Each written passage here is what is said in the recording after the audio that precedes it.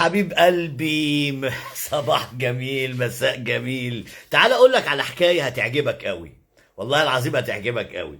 صلى على اللي فيك راح يشفع يوم القيامه، راح ينفع.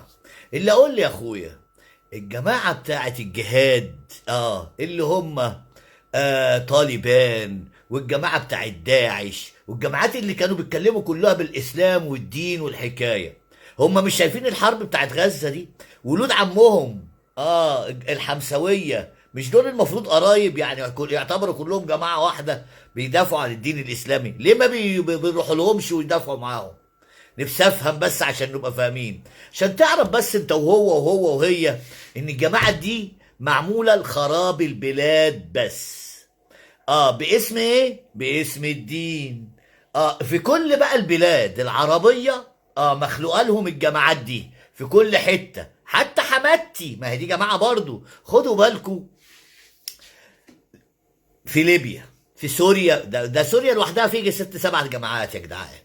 العراق فيها يجي 10 15. اليمن فيها يجي 20. فيه ايه؟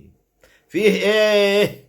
طب يعني انتوا بقى، ما انتوا مش بتدافعوا على اسم الدين؟ ووووه على القدس رايحين. فين الشعارات بقى يا بتوع الشعارات والديمقراطية واحنا جعانين، واحنا ميتين، واحنا لازم نموت الكافرين؟ طب ما تروحوا تموتوا الكافرين. طب بذمتكم الحكايه مش واضحه وباينه زي الشمس؟ تحياتي لكل الناس. ودور عليهم كده هتلاقيهم مستخبين في الجحور.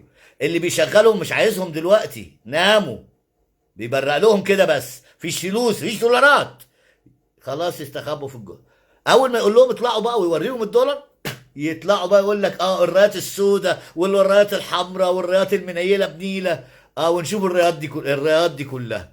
خدوا بالكم الكلام وشغلوا الانفوخي. عشان لما تشغل الانفوخي هتفهم اللي حواليك فيه ايه. تحياتي لكل الناس، ويا رب نكون وصلنا المعلومة.